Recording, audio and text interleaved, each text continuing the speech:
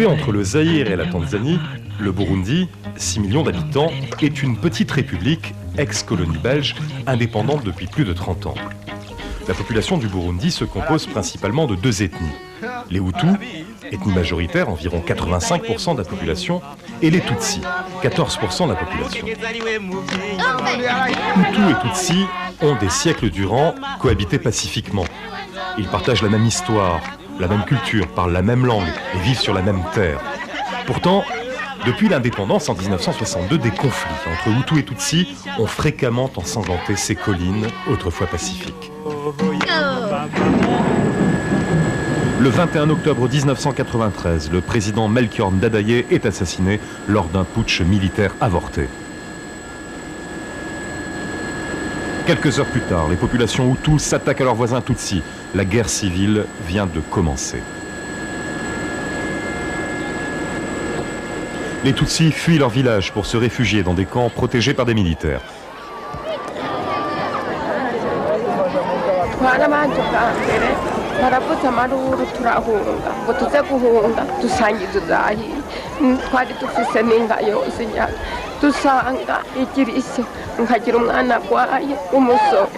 uyo mwana rero se bari bahejeje kumwica natwe turi mu bisaka aragenda nyanga arayizitura inzu yenze kumucikirako inzu z'umwana zigenda inzu yiwe n'iy'umwana anje zigenda zose n'ubu tuzogenda tujya hehe abagenzi. Le conflit a fait, selon les sources, entre 50 et 100 000 morts. Le nombre de blessés reste comparativement faible. La raison en est simple, c'est parce qu'ici au Burundi, on tue à coup sûr, à la machette ou par le feu.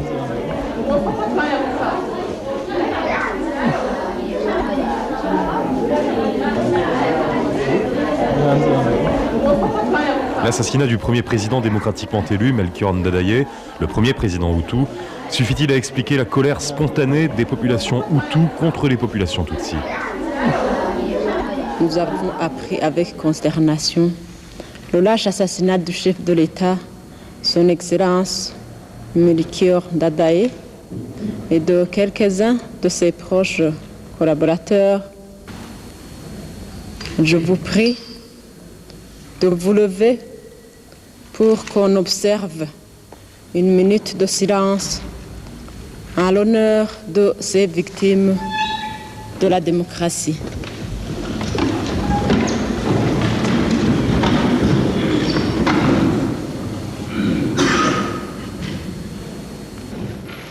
Ce n'est pas la première fois que ce petit pays perdu en plein cœur de l'Afrique connaît un coup d'État ou une guerre civile. On assiste à une sorte d'engrenage infernal depuis 1965, où pour la première fois on assiste à une tentative de putsch, venue cette fois d'ailleurs de militaires Hutus contre le roi, à l'époque c'était encore une monarchie, qui s'accompagne du massacre d'un certain nombre de centaines de paysans Tutsis dans une région du pays, et qui est suivi par une répression contre les Hutus de ces régions-là. À ce moment-là s'installe un sentiment de méfiance qui va culminer dans les massacres de mai-juin 1972. À ce moment-là, une équipe dirigeante Tutsi, particulièrement, je dirais, intégriste, a, à la suite d'un soulèvement Hutu qui avait éclaté dans le sud du pays, procédé à un véritable génocide des élites Hutus de l'époque au Burundi.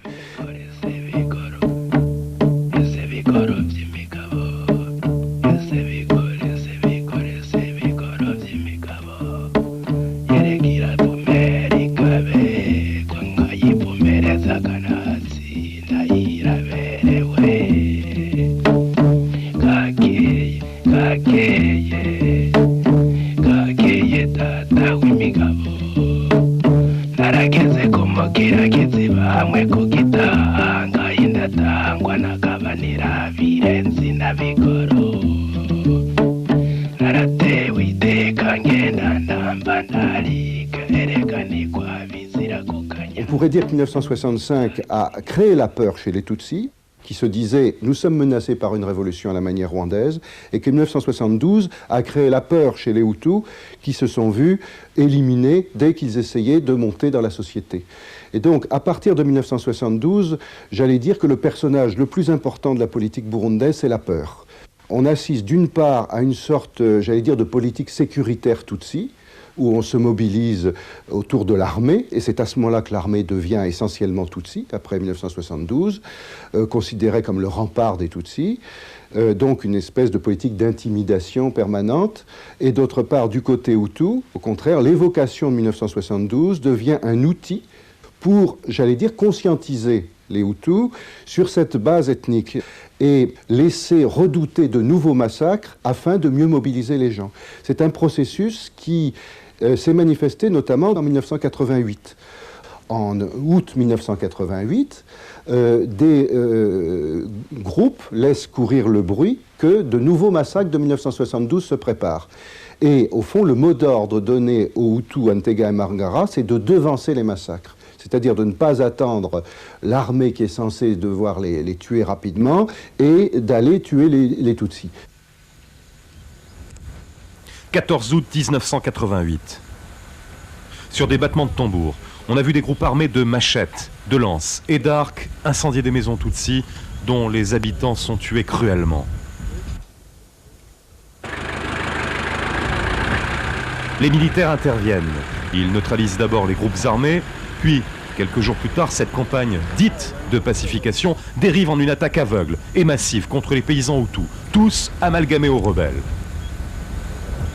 Le soir, on n'avait pas pu dormir parce qu'on nous avait envoyé un messager qu'il fallait nous préparer pour être brûlés, pour être tués.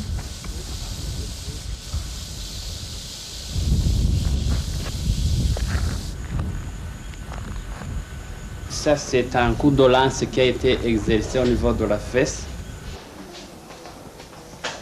Et ça, c'est au niveau du thorax. Et d'autres ont été victimes de coups de machette. Les morts se comptent par milliers. 50 000 Burundais se réfugient au Rwanda voisin.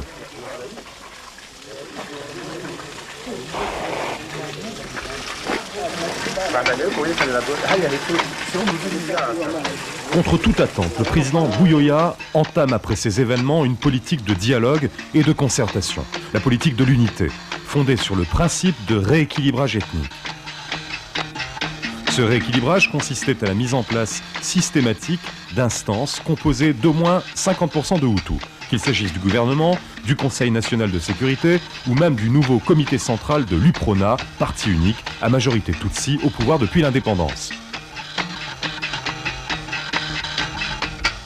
Le président Buyoya parcourt le pays de long en large en prêchant paix et unité.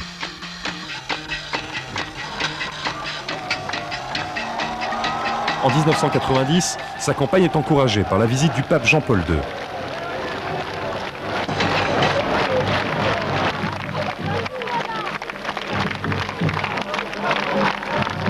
Vos tâches sont grandes, lourdes aussi. Mais je suis sûr que vous êtes capables de les accomplir ensemble dans l'unité et la paix retrouvée.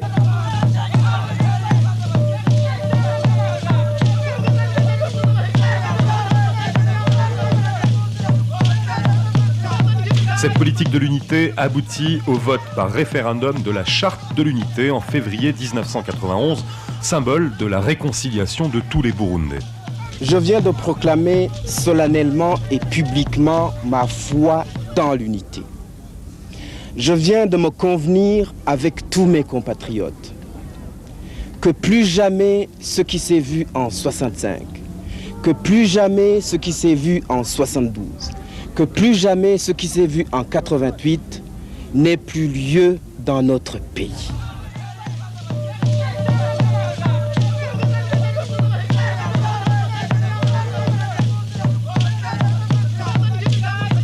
L'unité nationale, vous savez aussi son importance, c'est le fondement de la paix, c'est le fondement de la démocratie.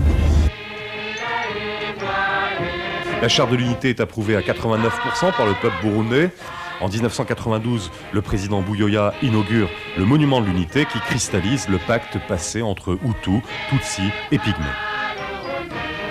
Certains remettent aujourd'hui en cause la validité de ce vote. Alors, vous dites que cette charte a été adoptée à 90%. Mais souvenez-vous aussi de l'époque à laquelle on était, nous étions sur le parti unique. Dans un parti unique, on peut faire croire au peuple n'importe quoi. On a tous les moyens. La charte de l'unité nationale, visiblement, a été une bonne parole encensée au Burundais, mais qui a été difficilement suivie par des gestes concrets dans la vie quotidienne de la population pour la matérialiser.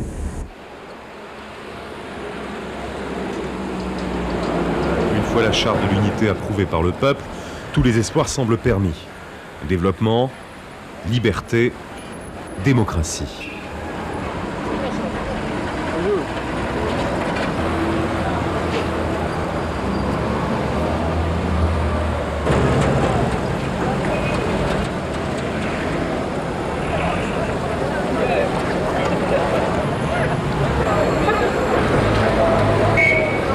Le Burundi doit maintenant se doter d'une nouvelle constitution pour engager son processus démocratique.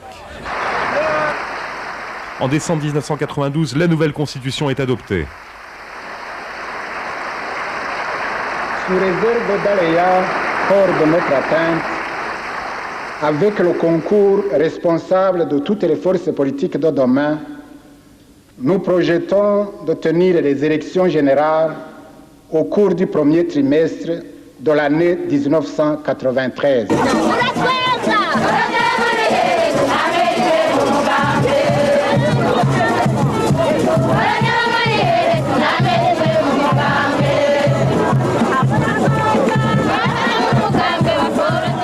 Une paix durable entre Hutus et Tutsis semble enfin se construire. Mais au fait, y a-t-il réellement une différence entre un Hutu et un Tutsi ? Il y a des fréquences physiques, mais sur lesquelles on discute beaucoup. D'abord, elles ne sont pas générales et systématiques, elles ne sont pas caricaturales, comme on le voit souvent avec les grands Tutsis et les petits Hutus, comme on voit dans certains articles. Il y a certains traits qui sont plus fréquents chez les uns que chez les autres. Cela indique qu'il y a un peuplement d'origines diverses, mais il y a eu suffisamment de mélanges depuis des siècles pour que ce ne soit pas le trait décisif. Manifestement, les activités pastorales et agricoles ont focalisé des groupes plus ou moins spécialisés. Et c'est autour de ces spécialisations que c'est notamment défini le statut de Hutu ou de Tutsi. Le Hutu étant considéré plutôt comme agriculteur et le Tutsi plutôt comme éleveur. Ce ne sont pas des ethnies ayant des particularités culturelles différentes.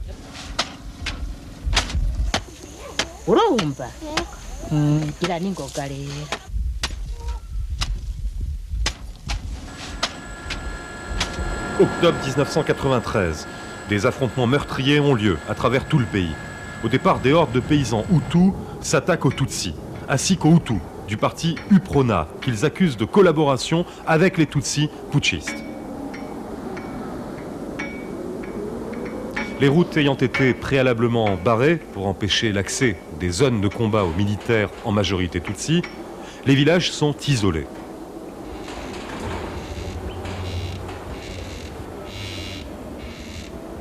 Les soldats Tutsis parviennent à entrer dans les villages. Ils mettent alors à exécution leur plan de vengeance systématique contre les Hutus.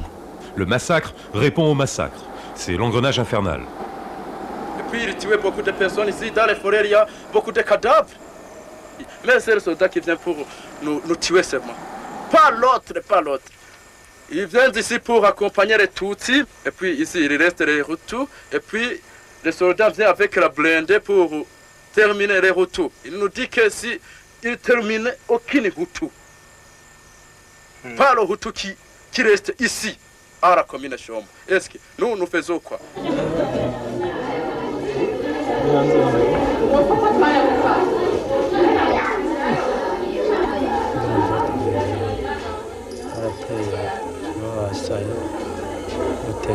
Shatanya igitego tugenda kwenderezanya ugiye kwenderezanya amasaya umwe sinzi ngenda ndashireye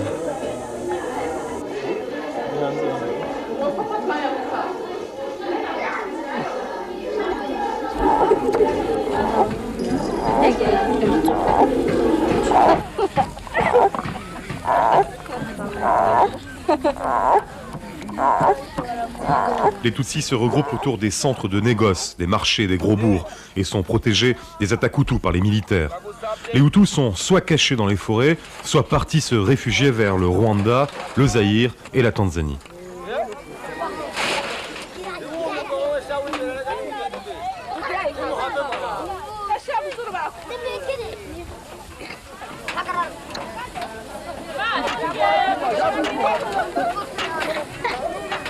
Hutus et Tutsis ont au moins 3 siècles d'histoire en commun. Comment peuvent-ils s'opposer dans un conflit dit ethnique? D'où est née cette opposition raciale?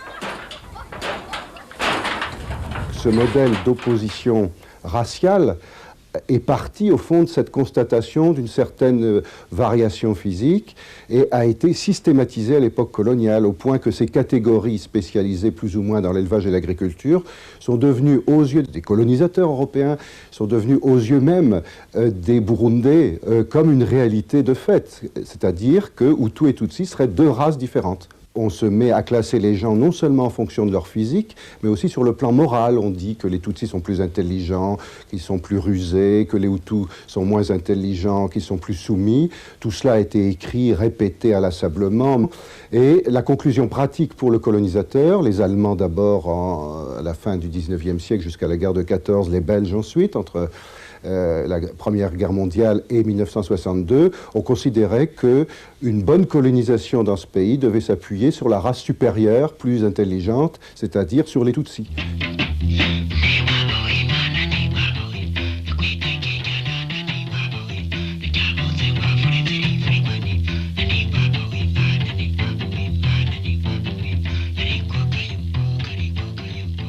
Le colonisateur belge, favorisant le Tutsi en se basant sur des critères d'ethnologues occidentaux, a créé un climat social qui a encouragé la montée de la conscience ethnique.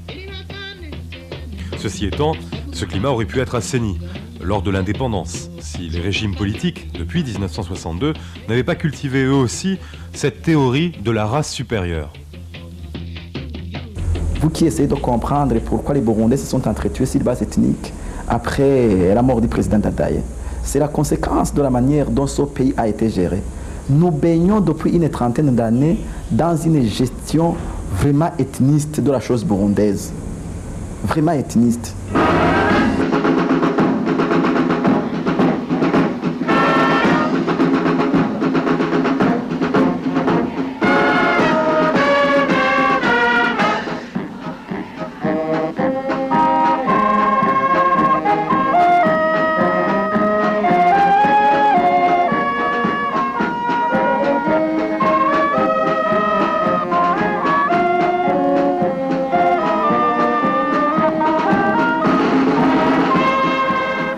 Le parti unique, l'UPRONA, de 1966 à 1988, a de plus en plus favorisé les Tutsis.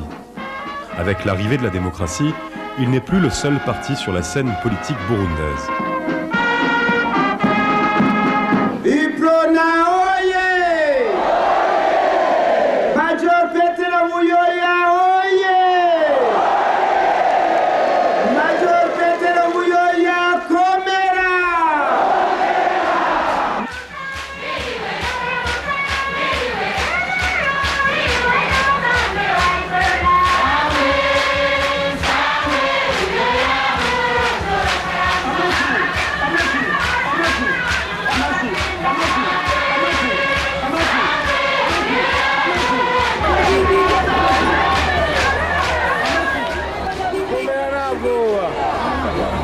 L'UPRONA avait confiance. La victoire du président Buyoya semblait évidente, tous les sondages le donnaient gagnant, le peuple avait approuvé sa charte de l'unité à 89% et il était le symbole de la paix retrouvée. Des critiques toutefois commençaient à émerger et pour la première fois, une opposition légale faisait face à l'UPRONA. kira noneho ngira ngo bagira ibigirankana babivuga babizi ibyakozwe ngaha mu Burundi biragaragara mu gihugu cy'u Burundi ni igihugu muri imyaka 5 cyakomeje imigambi y'iterambere hagati mu gihugu biragaragara ibyakozwe amabarabara umuyaga nkuba amashure ibitaro iterambere mu burimye n'ubworozi umuyaga nkuba mu gihugu biragaragara bagende barabe rero mu bindi bihugu bitare bike usanga umukozi wa leta atagihembwa, usanga mu bisagara amatara atacaka, usanga amaradiyo y'ibihugu atagikora, usanga amashuri yarugaye, kaminuza, amashuri yisumbuye. Niko bimeze. Leta rero ishigikiwe n'umugambi wa Dasigana Iprona yarakoze, abanyagihugu barashima, amakungu arashima. Kubera iki? Umugambi wo gukomeza ubumwe n'amahoro.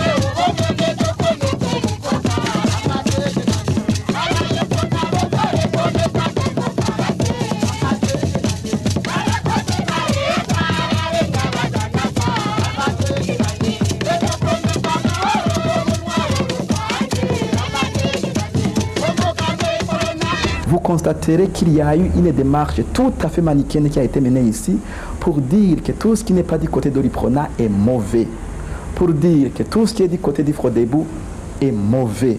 Et on a tout fait, on a investi beaucoup d'argent dedans pour le faire.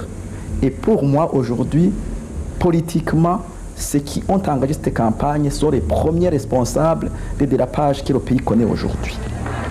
Et je suis sûr et certain que l'histoire nous démontrera qu'il y a une connexion entre le coup d'État et toute cette campagne tapageuse qui avait été entreprise à l'égard de notre parti.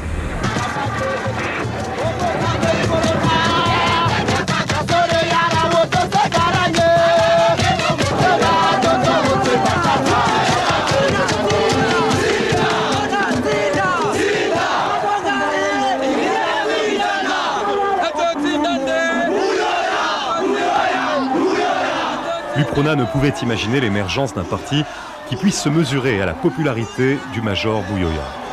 Pourtant, un parti populaire, le Front pour la démocratie au Burundi, le Frodebou, entrait sur la scène politique avec une force fulgurante.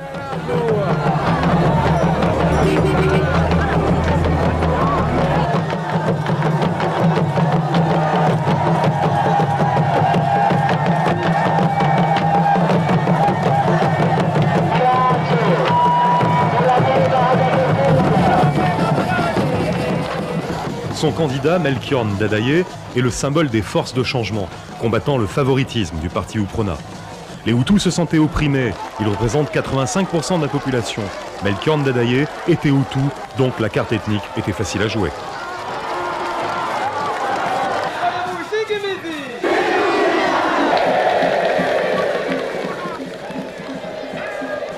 Frodebou oye! Pepe oye! RPB oye! Bashinga ntaye bapfasoni gwaruka nk'abantu baza kubabwira ngo mudatoye muhorona ngo hazoba ingwano. Ndazi ko ari niko ruvyino baririmba aho baciye hose. Iryo ni iterabwoba. Mbega iyo ngwano ga bazoza baporona basigaye bari kurusha ibangana gutya nibo bazoza gutera ingwano ku miliyoni 5 zirenga z'abarundi bishakira amahoro. Nibo bazoza gutera iyo ngwano.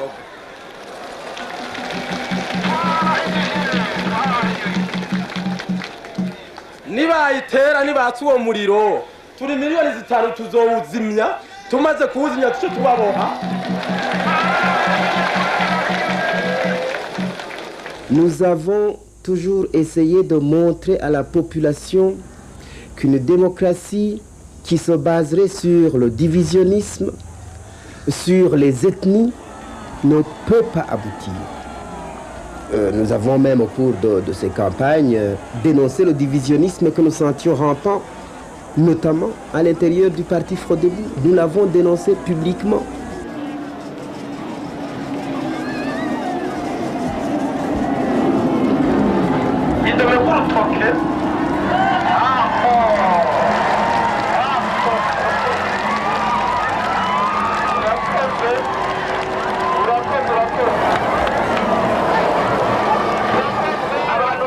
Les populations s'étant tellement mobilisées pendant la campagne électorale, la moindre étincelle le jour des élections peut mettre le feu aux poudres. Ce que je crois, c'est que je vais avoir beaucoup de voix. C'est que je vais gagner.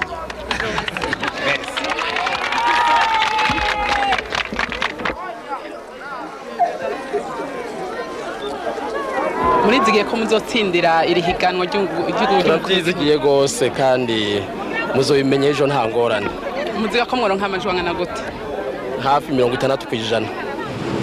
Pourcentage largement obtenu par le candidat du Frodébu, Melchior Ndadaye, qui est investi dans ses fonctions le 10 juillet 1993. Pierre Bouyoya, battu avec 34% des suffrages, se retire de la scène politique.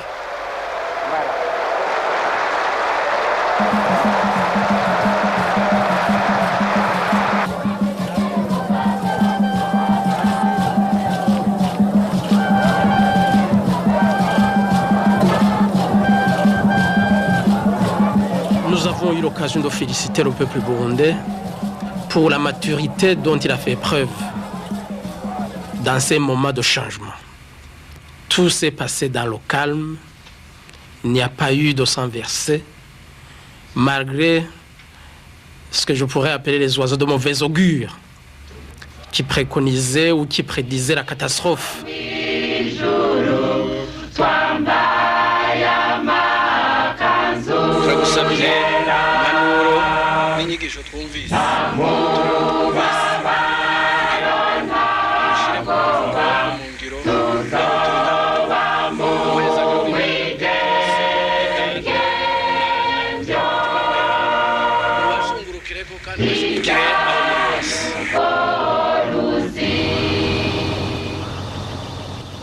L'une des premières priorités de Melchior Ndadaye, après son investiture, avait pourtant été de rassurer les forces armées qui avaient peur du nouveau pouvoir.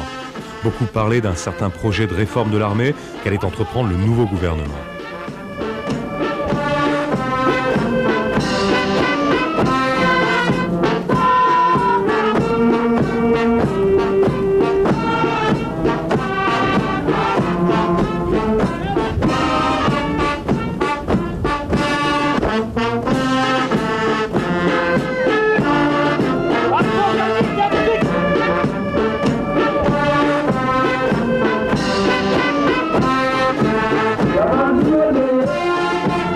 Concernant la lutte contre la rumeur, tous les chefs militaires doivent s'investir dans la lutte contre la rumeur et ses effets pervers. Dans une société comme la nôtre, où la communication orale prédomine, la rumeur est devenue l'arme privilégiée de la désinformation et de la déstabilisation. Ce fléau qui intoxique notre société doit être éradiqué.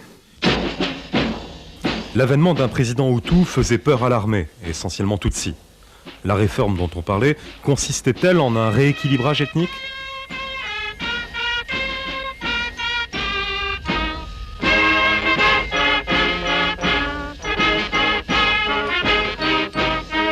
Ce n'est pas une réforme qui devait faire peur aux militaires, mais les putschistes et les cerveaux du coup d'État qui sont des civils, des politiciens, à mon avis, ils s'en ont servi, ils ont déformé notre message pour exciter, irriter l'armée. J'ai entendu un officier, un major aux études au Canada, qui affirmait qu'on allait renvoyer 3000 militaires Tutsis pour les remplacer par 3000 militaires Hutus. Or, il n'en était pas question.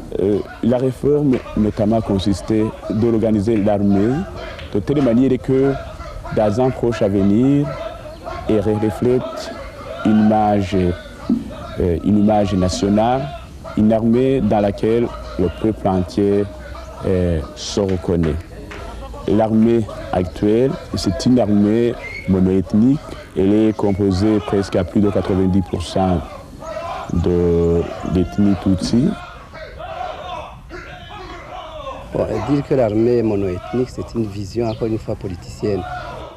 Je sais qu'au niveau de la troupe, 30, 40, parfois 50% des éléments de la troupe sont de l'ethnie Hutu. Les unités gardes républicaines sont composées à 60% de Hutu. Il est vrai qu'au niveau des cadres, pour toute une série de raisons historiques, il y a eu une espèce d'auto-exclusion. Parce que certaines ethnies, l'ethnie Hutu en particulier, ça ne les intéresse pas de passer des années et des années avant d'avoir une fonction quelconque à l'armée.